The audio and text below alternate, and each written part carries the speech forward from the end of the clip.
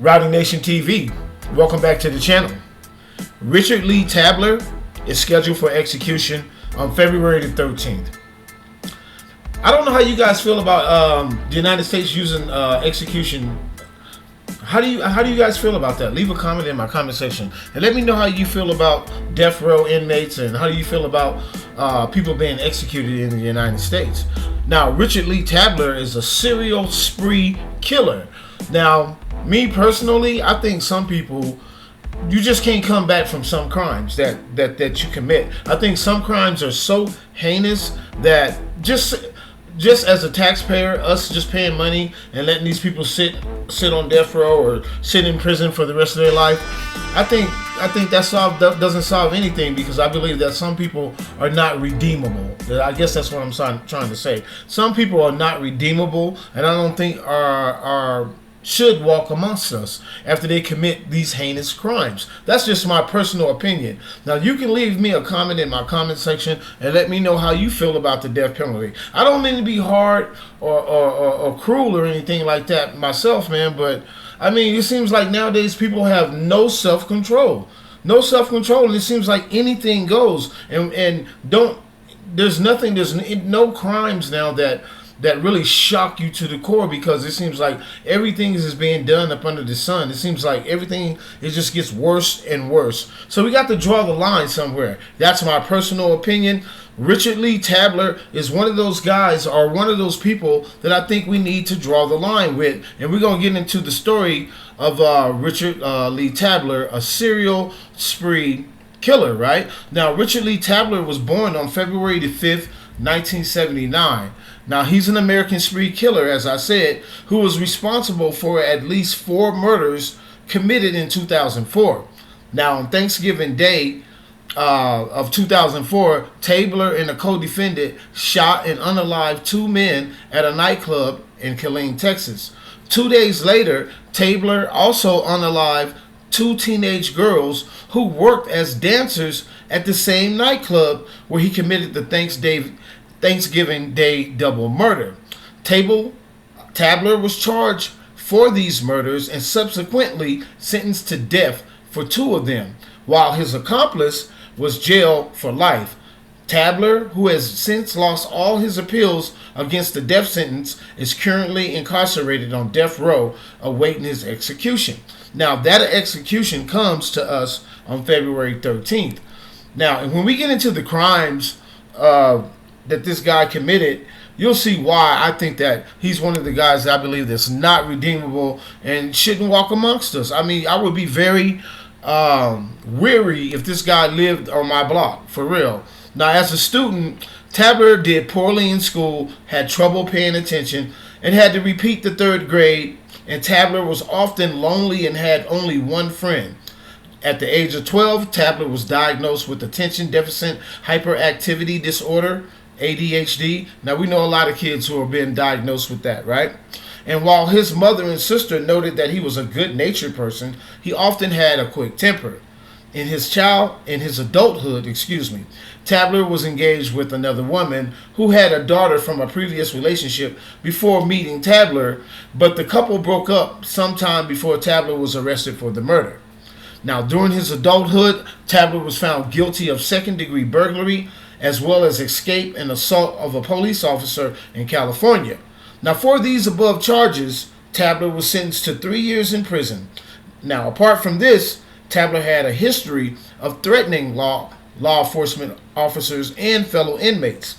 On one occasion in 2003, Tabler was caught for parole violation, and he reportedly escaped from a patrol car while handcuffed and kicked the windows of another patrol car after he was again arrested and brought into custody, and later threatened his parole officer by claiming he would take care of him and his family. Now, these threats right here that he's made earlier in his life of crime, they're going to come back to haunt him later on, because it's going to show a pattern of him just threatening law enforcement officers and other officials, right?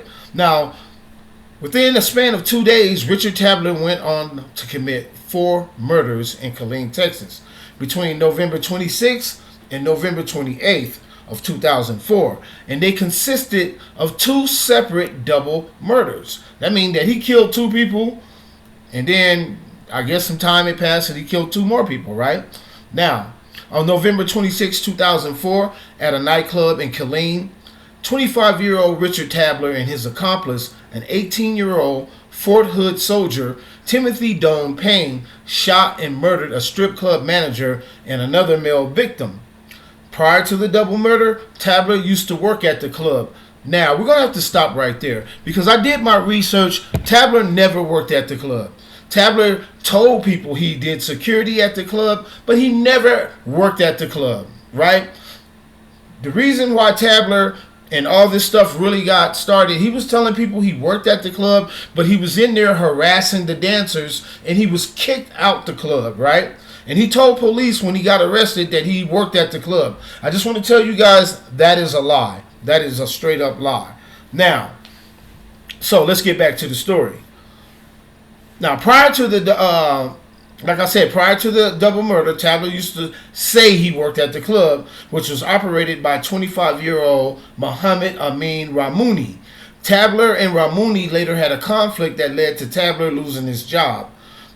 Like I said, he never worked there. And allegedly, Ramouni threatened to wipe out Tabler's family for $10, and as a result, on November 18th, 2004, Tabler decided to kill Ramouni and formulated a plan in preparation for this act. Tabler brought a camcorder and a pickup truck and a 9mm gun. On November 26, 2004, also Thanksgiving Day, Tabler contacted Ramouni, offering to sell him some stereo equipment for $1,500 and arranged to meet up at a parking lot at a local business. After this, 28-year-old Hathim Frank Zaid, a friend of Ramouni, drove Ramouni to meet up with Tabler. And after the pair arrived at the location, Tabler was accompanied by Payne inside a pickup truck. He shot Zaid and then Ramouni, and Payne also videotaped some of the shootings.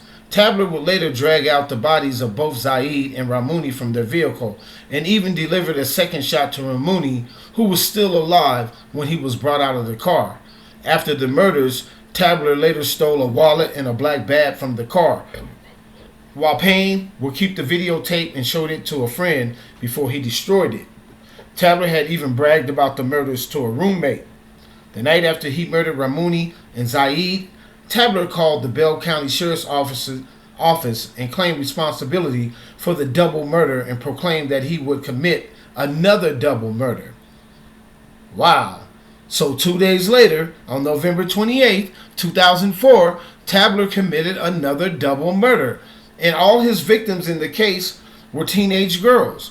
According to Tabler, he had a hit list of 11 employees from Ramouni's bar whom he planned to kill. Based on the list itself, Tabler chose to target 2 teenage girls, 16-year-old Amanda Benefiel and 18-year-old Tiffany Lorraine Dotson, who both worked as dancers at the club. After he lured the girls out by promising them some drugs, Tabler brought them to the lake, where he turned the gun on both girls and shot them multiple times, and it resulted in their deaths. It was reported that Tabler believed the girls had implicated him in the killings of Ramouni and Zaid.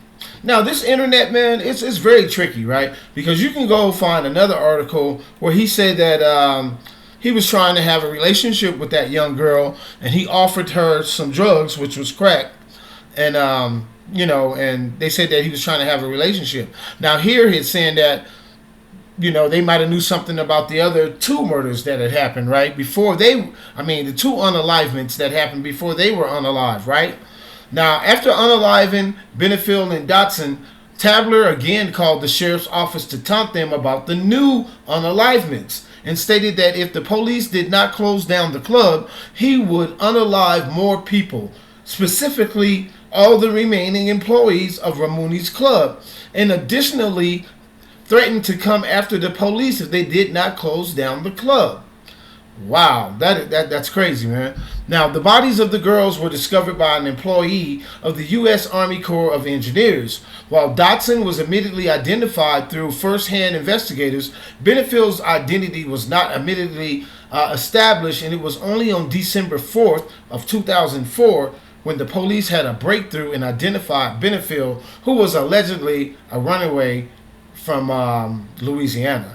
Now, as I'm reading this article, man, that bar, which was called Teasers Strip Club, they were all wrong, man. They was all wrong, man. They got 16-year-old girls dancing in strip clubs. That right there is a violation right there, right? 16-year-old girls dancing in strip clubs, right? And then you also got this guy here, you know, I'm not sure. The owner of the bar, Ramuni, he was only 25 years old, man. So there could have been some, and he was from Morocco. So and his friend, you know, he's a foreign. These are two foreign guys, man, in Killeen, Texas, 25 years old, owning the strip club. So, you know, there could have been some jealousy issues there too, because he's around the same age as Richard Lee Tabler. And I'm thinking, you know, my mind maybe I'm just thinking with the psychiatrist, my shrink hat on, that maybe there was a little jealousy that here I am in my life, we're about the same age, this guy owns a strip club, and he's doing very well for himself. And from all accounts, and what I learned was that this guy was in there messing with these strippers, harassing these strippers, and Ramuni, 25 years old, kicked him out of the club. Now, the only thing I can't understand that why, if you kick this guy out the club, why would you even meet up with this guy again around 2 o'clock in the morning for a sale of stereo equipment? Now, if anybody else knows about this story from Texas, leave me a comment in my comment section and let me know where I went wrong, or if this story sounds factual, or if there's something in the from what I read that could be wrong. You know what I mean? Leave me a comment in my comment section and let me know. But it brings me back to what I was saying about, do you believe in the death penalty? And if there's some cases where,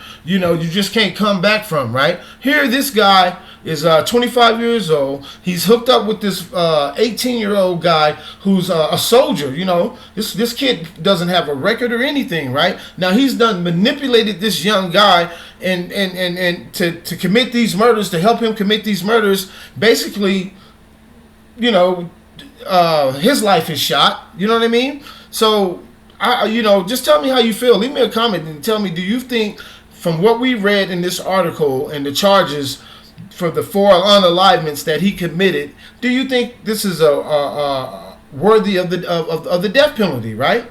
So let's get into the unalivement charges in the trial. Now, Richard Tabler was arrested for unrelated charges of felony theft on the same date he committed the unalivements of Tiffany Dotson and Amanda Benefield. And at this point in time, police investigators suspected that he was involved in the murders. Tabler confessed to the murders the next day while in police custody. After Tabler named Timothy Payne as an accomplice, Payne was arrested as well for his part in the murders of both Muhammad Amin Ramuni and Hatham Frank Zaid. For the fatal shootings of Zaid and Ramuni, both Tabler and Payne were charged with 2 counts of capital unalivements, and an offense that carries the death penalty under Texas state law. On November 30th, 2004, additionally, Tabler was alone charged with capital murder for the deaths of Dotson and Benefield. On December 10th, 2004, despite his confession, Tabler later retracted it and denied that he ever perpetrated the homicides, right? Man, this dude is a straight piece of work. You know what I mean? Straight piece of work. You know, after calling the police and taunting them and all this other stuff, this guy's a straight piece of work. And you can look at his picture, man, and just tell, there's some people in this world, man, that I'm telling you, evil does exist. It does. On February 17, 2005, a Bell County grand jury indicted both Tabler and Payne for the Thanksgiving double murder. In addition to the Benefield Dotson unalivements for solely Tabler, on February 26, 2005, both Payne and Tabler pleaded not guilty to their respective unalivement charges. And on May 21, 2005, the prosecution confirmed that they would seek the death penalty for Tabler. The defense filed a motion to have the death penalty taken off the table for TABLER on the grounds of diminished responsibility, but it was rejected by Judge Martha and Trudeau on the 265th District Court on January 26 of 2007. Now, you would think that this would be enough, that this guy, he's in jail, he's been convicted, and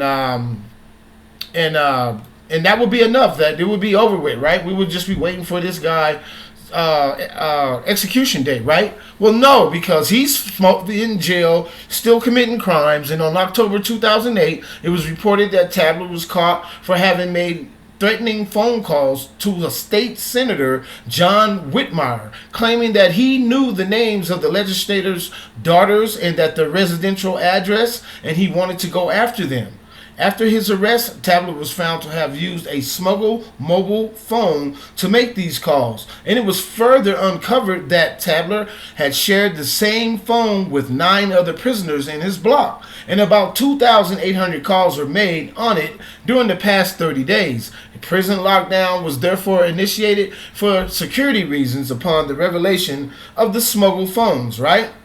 After investigations found that TABLER's mother was the one who procured the phone and some airtime for the phone calls, a warrant for arrest was issued, and during that same month, TABLER's mother was arrested at an airport in Texas shortly after she arrived to visit her son and faced charges of smuggling prohibited items in the prison.